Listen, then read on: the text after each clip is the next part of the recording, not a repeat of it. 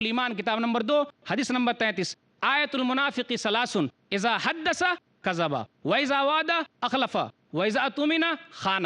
منافق کی 3 نشانیاں ہیں۔ ایک نشانی، جب بھی بات کرے تو جھوٹ بولے۔ آدمی معاشرے کے اندر اپنا وقار کھو دیتا ہے، ارے یہ جھوٹا آدمی ہے۔ کبھی کبھی ایسا بھی ہوتا ہے کہ جب وہ سچی بات کرتا ہے پھر بھی لوگ کہتے ہیں یہ جھوٹا ہے، سچی بات کو بھی نہیں مانتے۔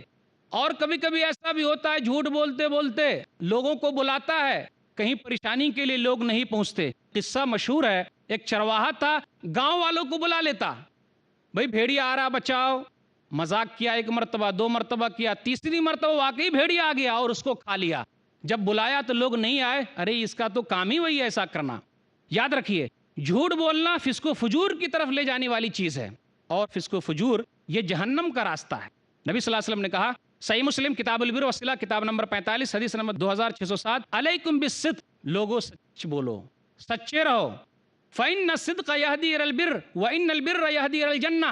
پھر آگے کہا، وإياكم والكذب، إياكم والكذب، لوگو جھوٹ سے باز رہو، فإن الكذب يهدي إلى الفجور وإن الفجور يهدي إلى النار۔ اس لیے اگر کوئی آدمی جھوٹ بولتا ہے اور جھوٹ کا سہارا لیتا ہے تو وہ نقصان میں رہتا ہے۔ تو میں نے اپنی تقریر کے دوران یہی کہا، جھوٹ سب سے بڑا گناہ ہے، بہت سنگینی اس کی زیادہ ہے۔ پھر اسی طرح عدالت کا جھوٹ، معاشرے کا جھوٹ، کاروبار کا جھوٹ، یہاں تک کہ خالص چیز ملنی بھی مشکل ہوتی جا رہی ہے۔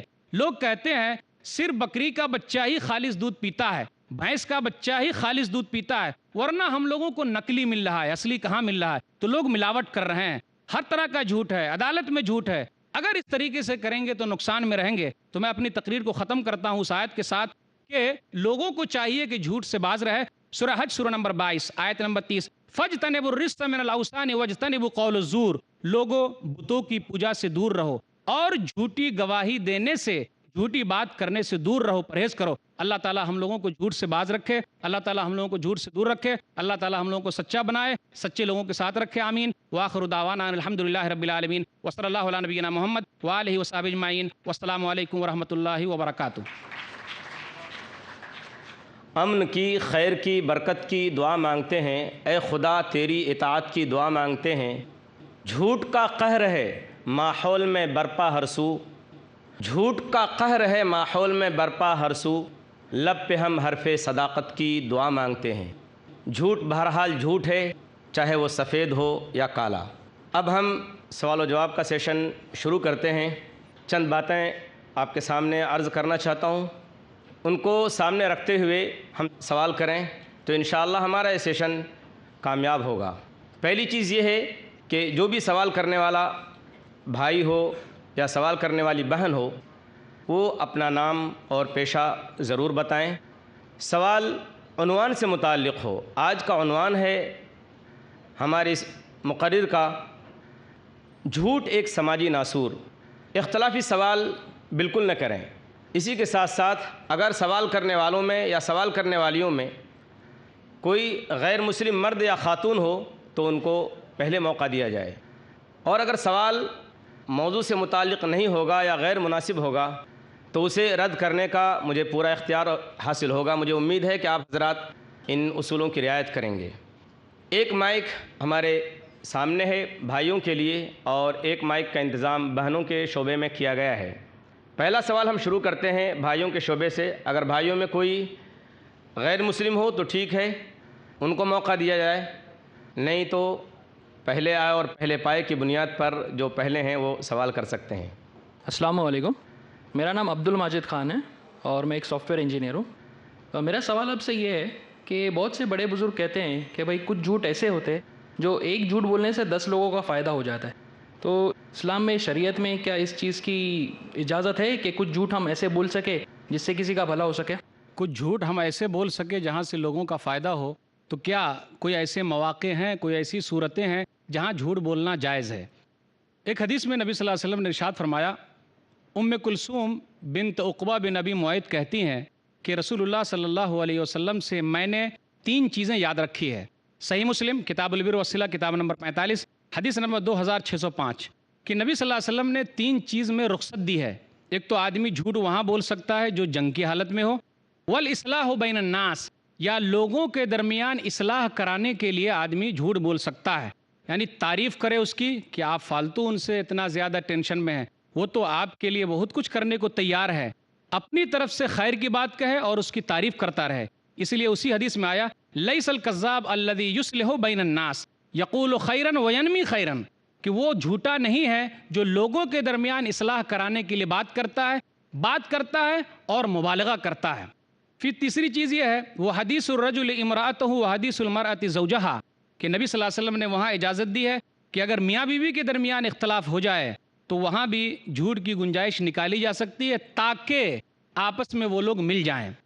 اسی طرح وہاں بھی صورت ہے کہ اگر کسی کو جان سے مار دیا جائے گا اور کسی کے گھر پہ وہ آدمی آ کے چھپا ہوا ہے اور ناحق اس کو مارا جائے گا، ناحق اس کا مال چھین لیا جائے گا، تو وہاں بھی اجازت دی گئی ہے کہ آدمی یہ جھوٹ بولے کہ یہ آدمی میرے پاس نہیں ہے، اس کا مال میرے پاس نہیں ہے۔ پھر اسی طرح آدمی کو پریشان کیا جا رہا ہے، اس نے اسلام کو قبول کیا ہے تو اس کو چھپانے کے لیے کبھی وہ جھوٹ بولنا چاہے تو بول سکتا ہے، جیسا کہ قرآن مجید کی ایک آیت ہے سورہ نحل سورہ نمبر 16 آیت نمبر 106، من کفر باللہ من بعد ایمانہ الا من اکرہ وقلبہ مطمئن بالایمان، کہ اگر کوئی آدمی ایمان لانے کے بعد اور اپنے دل کے اطمینان کے بعد اللہ کے ساتھ کفر کرتا ہے، زبان سے کہتا ہے، دل میں ایمان ہے لیکن زبان سے کفریہ جملہ کہتا ہے، تو اللہ تعالیٰ نے اس چیز کی اجازت دی ہے اور یہ اس کے لیے معاف ہے۔ واللہ عالم بالصواب۔ جی بہن۔ السلام علیکم۔ وعلیکم السلام ورحمۃ اللہ۔ میرا نام ارسلہ ہے، میں اسپیچ تھراپسٹ ہوں۔ میرا سوال ہے، اگر ہم ذو معنی الفاظ میں کسی کو جواب دیں جس کے دو مطلب نکلتے ہیں تو کیا یہ صحیح ہے؟ کیونکہ اگر سامنے والا کچھ اور سمجھ رہا ہے اور ہماری نیت کچھ اور ہے تو کیا یہ اسی دھوکہ دینے کے مترادف نہیں ہے؟ برائے مہربانی واضح کیجیے۔ بہن کا سوال یہ ہے کہ اگر ہم کوئی ایسے لفظ استعمال کرتے ہیں جس کے دو معنی ہیں تو کیا دھوکہ میں یہ شامل ہے کہ نہیں ہے؟ میں نے تقریر کے شروع میں کہا تھا کہ کذب کا معنی عربی زبان میں تعریض کے معنی میں بھی آتا ہے، یعنی ایسے لفظ استعمال کرنا جس کے دو معنی ہو، تو بولنے والا کوئی اور معنی لے اور سامنے والا کوئی اور معنی مراد لے، لیکن یہ کب ہوگا؟ جب ضرورت ہے، مجبوری ہے۔ جب مجبوری نہیں ہے، ضرورت نہیں ہے، تو حق بات کے لیے آدمی یہ جملہ استعمال نہ کرے۔ میں نے مثال بھی یہ دی تھی کہ ابو بکر صدیق رضی اللہ تعالیٰ عنہ جب نبی صلی اللہ علیہ وسلم کے ساتھ تھے اور جا رہے تھے تو ہجرت مدینہ کے موقع پر کسی نے پوچھا تھا کہ آپ کے ساتھ یہ آدمی کون ہے؟ تو انہوں نے کہا حاضر رجل یہدی الی السبیل، جو صحیح بخاری کی حدیث ہے، کتاب مناقب الانصار کتاب نمبر 63 حدیث نمبر 3911، کہ یہ آدمی راستہ دکھلانے والا ہے۔ تو سامنے والے نے سمجھا یہ راستہ دکھلانے والا ہے اور ابو بکر صدیق نے مراد لیا حق کا راستہ دکھلانے والا ہے۔ تو یہ ضرورت کے تحت، مجبوری کے تحت ایسا کرنا جائز ہے۔ کبھی کبھی ایسا بھی ہوتا ہے کہ اگر یہ نہیں کہیں گے تو بڑا نقصان ہو جائے گا، تو ارتکاب و اخف الضررین، کہ نقصان کے تحت اگر بڑے نقصان کا خطرہ ہے تو آدمی یہ نقصان چھوٹا والا مول لے لے اور اس سے جو بڑا نقصان ہونے والا ہے، لوگوں کا نقصان ہونے والا ہے، معاشرے کا نقصان ہونے والا ہے، اس سے لوگوں کو بچا لیں۔ واللہ عالم بالصواب۔ جی بھائی۔ السلام علیکم شیخ۔ وعلیکم السلام۔ میرا نام مشبر باولا ہے، میں بزنس مین ہوں۔ میرا سوال یہ ہے کہ کیا لوگوں کی ان کے منہ پہ تعریف کرنا صحیح ہے؟ بھائی نے سوال کیا کیا لوگوں کی اس کے منہ پر تعریف کرنا صحیح ہے کیا؟ تو یہاں تعریف کی دو شکلیں ہوگی۔ اگر ہم تعریف کرتے ہیں اور اس سے یہ لگتا ہے کہ یہ تکبر میں مبتلا ہو جائے گا، غرور میں مبتلا ہو جائے گا، تو ایسی تعریف نہ کی جائے۔ اس لیے نبی صلی اللہ علیہ وسلم نے ایک حدیث کے اندر کہا، صحیح مسلم کتاب الزہد کتاب نمبر 53 حدیث نمبر 3006، اذا رأیتم المداحین فاحسوا فی وجوہہم التراب، جب تم دیکھو کہ تعریف میں مبالغہ کرنے والا ہے تو اس کے منہ میں خاک ڈال دو۔ لیکن اگر تعریف کرنے سے یہ ہے کہ اس کی حوصلہ افزائی کی جائے، جیسا کہ نبی صلی اللہ علیہ وسلم نے کہا بخاری کی حدیث ابو بکر صدیق سے، کہ ایک حدیث کے اندر آیا کہ نبی صلی اللہ علیہ وسلم نے ایک مرتبہ پوچھا کہ آج کس نے جنازے میں شرکت کی؟ تو ابو بکر صدیق نے کہا میں۔ پھر اسی طرح صدقہ و خیرات کس نے کیا؟ تو ابو بکر صدیق رضی اللہ تعالیٰ عنہ نے کہا میں۔ گویا کہ نبی نے کئی اور سوالات کیے تو کہا میں۔ پھر اس کے بعد کہا قیامت کے دن لوگوں کو بلایا جائے گا فلاں دروازے سے، صدقہ و خیرات کے دروازے سے، نماز کے دروازے سے۔ تو انہوں نے پوچھ لیا اللہ کے رسول کیا کوئی آدمی ایسا بھی ہوگا جس کو تمام دروازوں سے بلایا جائے؟ تو اللہ کے رسول نے کہا ہاں، اور میں امید کرتا ہوں کہ تم بھی انہی میں سے ہو۔ تو تعریف اگر یہ ہو کہ لوگ تکبر میں آ جائیں گے، غرور میں آ جائیں گے، گھمنڈ کرنے لگیں گے، تو ایسی تعریف نہ کی جائے، لیکن حوصلہ افزائی کے لیے تعریف کر سکتے ہیں۔ واللہ اعلم بالصواب۔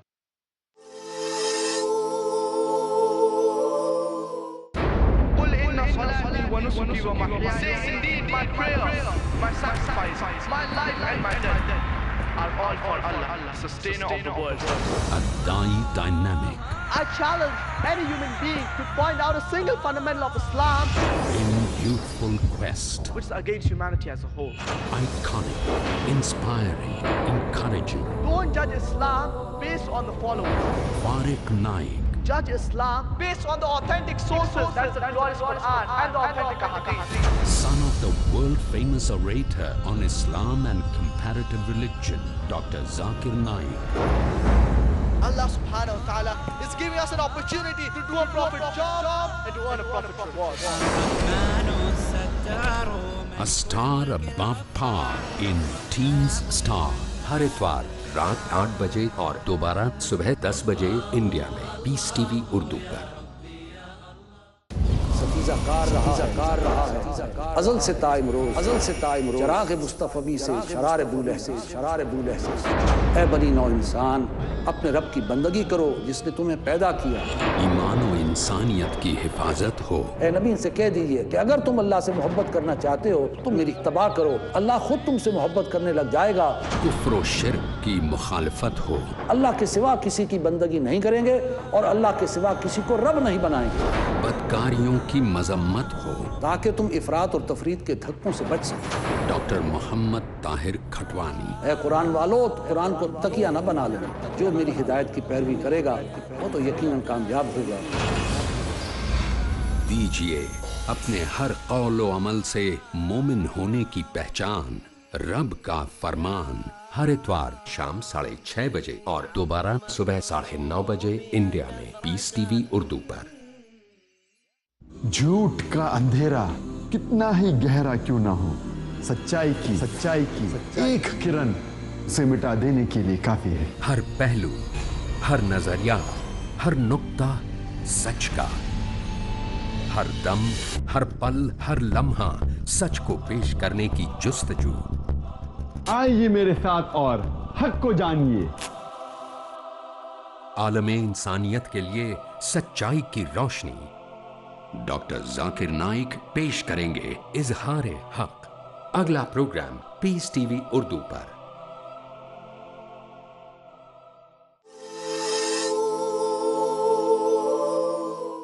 السلام علیکم۔ وعلیکم السلام ورحمۃ اللہ۔ میں ٹیچر ہوں۔ میرا ایک سوال یہ ہے کہ جھوٹ ایک سماجی بیماری ہے، جی، اس کے علاج پر آپ اگر روشنی ڈالیں تو زیادہ بہتر ہو۔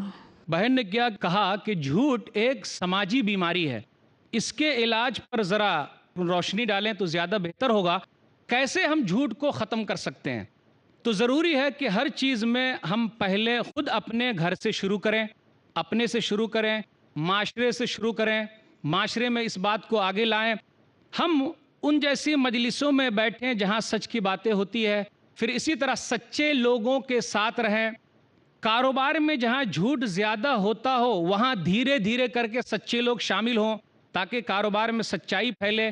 لوگوں کو گاہے بگاہے ڈراتے بھی رہیں، لوگوں کو ایسے پروگرام میں بھی شامل کریں جہاں اس کے متعلق ڈرایا جاتا ہے، لوگوں کو بتایا جاتا ہے کہ اگر جھوٹ بولیں گے اور اسی پر چلتے رہیں گے تو نقصان بھی ہوگا۔ تو اللہ کے رسول صلی اللہ علیہ وسلم نے جو بتلایا ہے وہ حدیثیں بتلائی جائے، اللہ تعالیٰ نے جو بتلایا ہے وہ باتیں بتلائی جائے، اور لوگوں کے اندر بچپن سے یہ باتیں داخل کرنے کی کوشش کی جائے، اپنے گھر سے شروع کیا جائے۔ ہر ماحول میں آدمی یہ سوچ لے، کوشش کر لے کہ ہمیں سچ ہی بولنا ہے چاہے جو ہو جائے۔ تو اگر یہ نیت آ جائے اور جیسی نیت رہے گی اسی حساب سے آدمی کو برکت ملنے والی ہے۔ جو کوشش کرے گا تو اللہ تعالیٰ اس کے لیے راستہ آسان کر دے گا۔ تو ہم اور آپ اگر کوشش کرتے ہیں گھر سے بھی سماج سے بھی تو اس طریقے سے دھیرے دھیرے کرتے کرتے سچائی انشاءاللہ ضرور پھیلے گی۔ واللہ عالم بالصواب۔ السلام علیکم، میرا نام ناصر صدیقی ہے، میں بزنس مین ہوں۔ میرا سوال ہے کہ ابراہیم علیہ السلام جو 3 مقام پر جو بات بولے ہیں وہ جھوٹ ہے، یہ صحیح کیا ہے؟ بھائی نے سوال کیا کہ ابراہیم علیہ السلام کے بارے میں آتا ہے ایک حدیث کے اندر اور جملہ استعمال کیا گیا کہ انہوں نے جھوٹ بولا، تو اس کا مطلب کیا ہے؟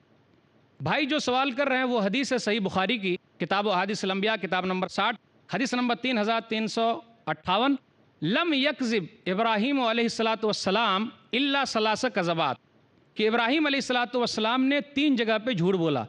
2 جگہیں ایسی ہے جہاں اللہ کے لیے اور 1 جگہ اپنے لیے. آخر اس کا معنی کیا ہے؟ علماء کے 2 اقوال ہیں. مجبوری کے تحت انہوں نے ایسا کہا، یا علماء نے کہا کہ اس سے مراد تعریض ہے، کلام میں تعریض، کنایہ مراد لیا. جملہ تو کہا لیکن اس کا معنی کچھ اور سمجھا. مثال کے طور پر ابراہیم علیہ الصلاۃ والسلام نے کہا انی سقیم، میں بیمار ہوں. جب گاؤں والوں نے بلایا کہ میلے میں چلیے تو کہا میں بیمار ہوں. سورہ صافات سورہ نمبر 37 آیت نمبر 89، میں بیمار ہوں. تو کہا گیا یہ سقمن سے ہے، یعنی میں بیمار ہوں، میں کمزور ہوں، تم جو کام کر رہے ہو میں اس کام سے بیمار ہوں، مجھ کو یہ اچھی چیز نہیں لگتی ہے. اور سامنے والے نے یہ سمجھا کہ یہ واقعی بیمار ہے اس لیے نہیں جا رہے ہیں. دوسرا جھوٹ جس کو لفظاً جھوٹ کہا گیا لیکن یہ تعریض میں سے ہے، علماء نے کہا سورہ انبیاء سورہ نمبر 21 آیت نمبر 62 میں ہے، انت فعلت ھذا بآلہتنا یا ابراہیم، اے ابراہیم کیا تو نے ہمارے معبودوں کے ساتھ ایسا کیا ہے؟ بل فعلہ کبیرہم ھذا فاسألوہم ان کانوا ینطقون، بلکہ ان کے بڑے نے کیا ہے، اگر وہ بات کرتے ہیں تو پوچھ لو. تو یہاں ابراہیم علیہ السلام نے یہ نہیں کہا کہ میں نے نہیں کیا، بلکہ اس بات کو یہ کہا کہ اگر یہ بول سکتے ہیں تو ان سے پوچھ لو. تو علماء نے کہا کہ وہاں تعریضاً انہوں نے یہ بیان کیا کہ اگر وہ بات کر سکتے ہیں تو ان سے پوچھ لو کس نے ایسا کیا. تیسرا جھوٹ جو ابراہیم علیہ السلام کی طرف ہے وہ یہ کہ وہ ایک جگہ سے گزر رہے تھے، وہاں کا بادشاہ بہت جابر تھا، ظالم تھا، جہاں کوئی خوبصورت عورت نظر آتی اس کو اپنے قبضے میں کر لیتا. ابراہیم علیہ السلام کے ساتھ سارہ ان کی بیوی تھی، وہ بھی ساتھ میں تھی، خوبصورت عورت تھی. تو بادشاہ نے ان سے پوچھا کون ہے یہ؟ تو کہا میری یہ بہن ہے، جبکہ وہ بیوی تھی. تو یہ کیا، اس کا مطلب کیا ہو سکتا ہے؟ تو علماء نے کہا کہ تمام بہنیں جو ہیں وہ آدم اور حوا سے ہیں، عورت آدم و حوا سے ہیں، یہ اسلامی بہنیں ہیں. پھر اسی طرح انسانی بہن ہے، تو وہاں مراد یہ لیا کہ بہن ہے، اس سے مراد ہے یہ انسانی بہن ہے، اسلامی بہن ہے. اور ایک حدیث کے اندر تو واضح آ گیا، صحیح مسلم میں کتاب الفضائل کتاب نمبر 43 حدیث نمبر 2371، فَإِنَّكِ أُخْتِي فِي الْإِسْلَامِ، اے سارہ تو میری اسلامی بہن ہے. تو وہاں علماء نے اس طریقے سے بتلایا ہے اور واضح کیا ہے کہ یہ جھوٹ نہیں ہے بلکہ یہ تعریض میں سے ہے. واللہ عالم بالصواب. السلام علیکم، میرا نام جاوید شیخ ہے اور میں سروس کرتا ہوں. میرا سوال یہ ہے کہ اگر مجھ پر کوئی قرض ہے اور میرے پاس انتظام نہیں ہے، اور اگر وہ شخص میرے پاس آتا ہے قرض لینے کے لیے اور میں کہتا ہوں کہ میں گھر پہ نہیں ہوں، تو کیا یہ ایسا کہنا میرے لیے صحیح ہوگا؟ بھائی نے ایک سوال کیا کہ میں اس طریقے سے ہوں، میں نے قرض لیا اور ایک بھائی آیا پوچھنے کے لیے اور میں کہتا ہوں کہ میں گھر پہ نہیں ہوں، تو کیا ایسا کہنا صحیح ہے؟ تو یہ ایسا کہنا جھوٹ ہے. لیکن میں اس سلسلے میں ایک واقعہ سنانا چاہتا ہوں جو صحیح مسلم کے اندر ہے، کتاب الزہد کتاب نمبر 53 حدیث نمبر 3006. عبادہ بن صامت کہتے ہیں کہ وہ جا رہے تھے اور جاتے جاتے ابو الیسر ایک صحابی ہیں، ان سے ملاقات ہو گئی. تو ابو الیسر صحابی کے ساتھ ایک نوکر بھی ہے، جیسا آقا کا کپڑا ہے ویسے نوکر کا بھی کپڑا ہے، اور ایک رجسٹر لے کر جا رہے ہیں. ایک آدمی کے پاس پہنچے تو عبادہ نے یا ان کے باپ نے پوچھ لیا ابو الیسر صحابی سے، چچا جان آپ بڑے غصے میں نظر آ رہے ہیں. بولے بیٹا فلاں آدمی نے مجھ سے پیسہ لیا تھا اور جب میں اس کے گھر پہ گیا تو وہ نکلا ہی نہیں. جب گھر پہ نہیں نکلا میں آواز دیتا رہا، میں نے سلام کیا، اتفاق سے اسی درمیان میں اس کا بیٹا گھر سے باہر نکلا. تو میں نے کہا تیرے ابو گھر پہ ہیں کیا؟ بولے ہاں ابو جان گھر پہ ہیں اور آپ کی آواز سن کے امی کی چارپائی کے پیچھے گھس گئے ہیں، امی کی چارپائی کے نیچے گھس گئے. جائیں گے بولیں گے جھوٹ ہو جائے گا، تو اندر گھس گئے. بالآخر کہا بھائی میں سمجھ گیا ہوں گھر کے اندر چھپے ہوئے، نکلو جلدی. تو وہ آدمی نکل کر آئے اور کہا اگر بات کروں گا تو جھوٹ بولوں گا، لیکن میں نے ارادہ کیا جھوٹ نہیں بولوں گا، سچ بولوں گا. بھائی صاحب میں نے جو آپ سے پیسے لیے تھے وہ ہے ہی نہیں، میں آپ کو ادا نہیں کر سکتا. تو وہ صحابی کہتے ہیں ابو الیسر کیا ایسی بات ہے؟ بولا ہاں ایسی بات ہے، میں اللہ کی قسم کھاتا ہوں. تو انہوں نے کہا دیکھ لو رجسٹر سے میں نے تمہارا نام غائب کر دیا. اور آگے ایک حدیث بیان کرتے ہیں کہ اس حدیث کو میں نے سنی ہے، میرے آنکھوں نے نبی صلی اللہ علیہ وسلم کو دیکھا ہے اور کانوں نے وہ حدیث سنی ہے، من انظر موسرن، جس نے کسی تنگ دست کو مہلت دے دی یا اس سے معاف کر دیا، قیامت کے دن وہ اللہ کے سائے میں ہوگا. تو آدمی کو چاہیے کہ اندر نہ چھپا رہے، باہر نکلے، سچ بات کے بھائی جان ابھی نہیں ہو سکا، آئندہ جب بھی ہو جائے گا تو انشاءاللہ آپ کا دے دوں گا، جیسا کہ وہ صحابی ابو الیسر نے ان سے کہا تھا جب ہو جائے گا تو دے دینا، لیکن نام میں کاٹ دے رہا ہوں۔ واللہ عالم بالصواب۔ جی بہن۔ میرا نام سائرہ ہے، میں ایک ٹیوشن ٹیچر ہوں۔ ہمارے گھر میں مجبوری کی وجہ سے میں جھوٹ سے اور چوری سے کھاتی ہوں، پیٹ بھرتی ہوں۔ کیا اس مجبوری سے اللہ تعالیٰ معاف کرے گے اس جھوٹ سے؟ جھوٹ اگر ایسا جھوٹ ہے کہ اگر ہم وہ نہیں بولیں گے تو ہماری جان چلی جائے گی، ہم وہ نہیں بولیں گے تو ہم مر جائیں گے، تو آدمی مجبوری کے تحت ویسا جھوٹ بول سکتا ہے، لیکن یہ کب تک یہ ہوگا؟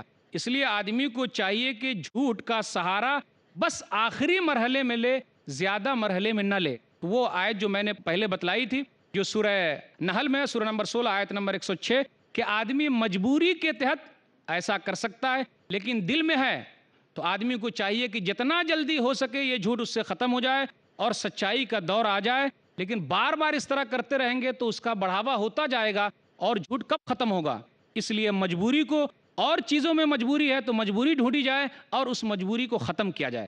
اللہ تعالی ہم لوگوں کو اس چیز کے بارے میں توفیق دے تاکہ ہم لوگ اس مجبوری کو ختم کر سکیں۔ واللہ عالم بالصواب۔ ہاں بھائی۔ السلام علیکم۔ وعلیکم السلام۔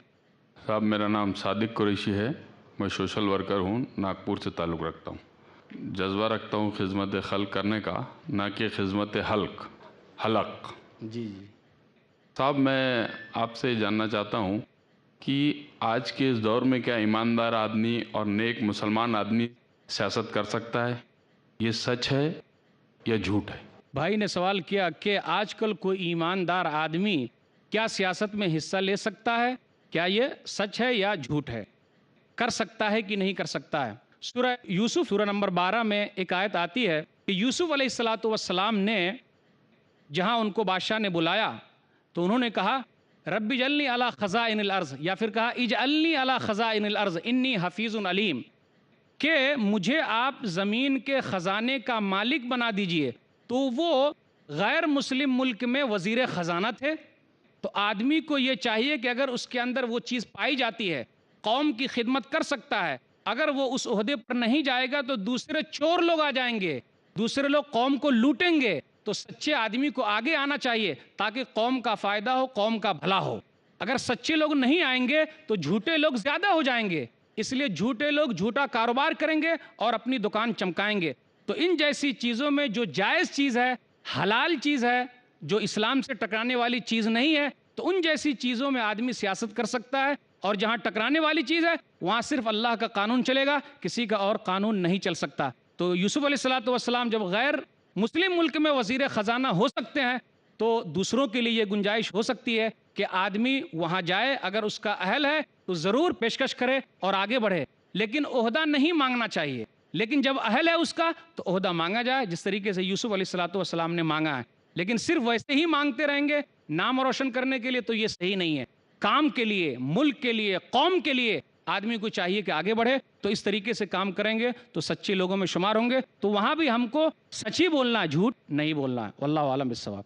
جی بہن۔ السلام علیکم ورحمۃ اللہ وبرکاتہ۔ وعلیکم السلام ورحمۃ اللہ۔ میرا نام سمین ہے اور میں طالبہ ہوں۔ مہربانی کر کے اس بات کی وضاحت کیجیے کہ کن حالات میں جھوٹ بولنے کی اجازت دی گئی ہے؟ بہن نے سوال کیا کہ مہربانی کر کے آپ بتائیے کن حالات میں جھوٹ کی اجازت ہے۔ میں پہلے ہی سوال کے جواب میں یہ جواب دے چکا ہوں، لیکن پھر بھی میں مختصر بیان کر رہا ہوں۔ وہ یہ جنگ کی حالت میں اس طریقے سے کہ سامنے والے کو ہماری طاقت کا پتہ نہ ہو کہ ہم کتنے زیادہ طاقتور ہیں، پھر اسی طرح لوگوں کے درمیان اصلاح کرانے کے لیے، پھر اسی طرح میاں بیوی کے درمیان، لیکن دھوکہ نہیں دینا ہے۔ میاں بیوی کے درمیان اگر ایسا جھوٹ کا مسئلہ ہے تو دھوکہ نہیں دینا ہے۔ بیوی کی تعریف کی جائے اور اس کے تعلق سے کہا جائے میرے دل میں محبت ہے، میں یہ کام کر سکتا ہوں، لیکن اس سے ایسے وعدے نہ کیے جائیں جو آدمی پورا نہیں کر سکتا۔ جائز وعدہ کیا جائے، جیسا کہ علامہ البانی رحمۃ اللہ علیہ نے سلسلہ صحیحہ میں حدیث نمبر 458 کی تشریح میں کہا ہے۔ پھر اسی طرح آدمی کی جان کا خطرہ ہے، آدمی کو مارا جائے گا یا اس کو مجبور کیا جائے گا کہ تم یہ کام کرو، اگر نہیں کرو گے تو تمہارا خاتمہ ہو سکتا ہے، تم کو یہ کر دیا جائے گا، تو آدمی کو چاہیے کہ وہاں مجبوری کے تحت کفر کا کلمہ کہہ دے لیکن دل میں اطمینان رکھے۔ تو یہ چند وجہیں ہیں جہاں پر آدمی کو جھوٹ کی اجازت دی گئی ہے، لیکن کوشش کرے آدمی کہ یہ دل میں اس کے تعلق سے سچ بات رکھے۔ ظاہری طور پر امت کی اصلاح ہو، اپنی ذاتی چیز کو چھوڑ دے. امت کا جس میں زیادہ فائدہ ہو تو آدمی ارتکاب و اخف الضررین کے تحت جھوٹ بول سکتا ہے. واللہ عالم بالصواب. السلام علیکم ورحمۃ اللہ وبرکاتہ.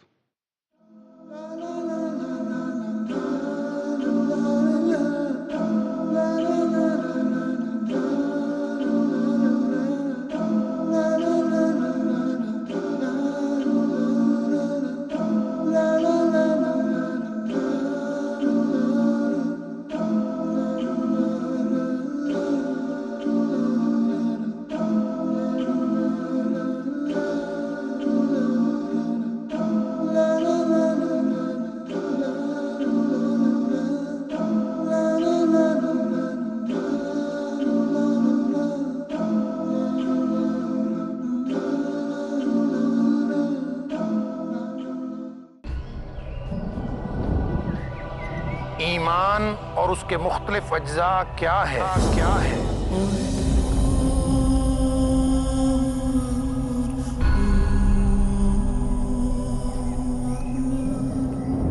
دین اسلام کی بنیادیں کیا ہیں؟ اللہ لا الہ الا هو الحی القیوم لا تأخذه سنة ولا نوم. احسان کے مراتب ہماری زندگی میں کیا کردار ادا کرتے ہیں؟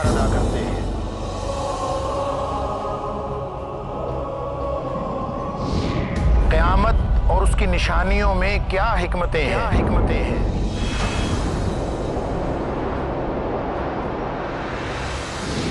دین اسلام ہم سے کیسی زندگی کا مطالبہ کرتا ہے؟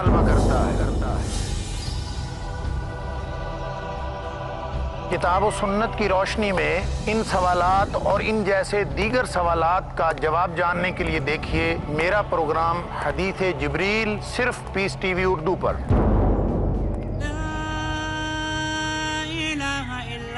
سمجھیے دین اسلام کی روشنی میں ایمان سے لبریز زندگی کا مکمل تصور. حدیث جبریل آج رات 11:30 بجے اور دوبارہ صبح 6 بجے انڈیا میں پیس ٹی وی اردو پر.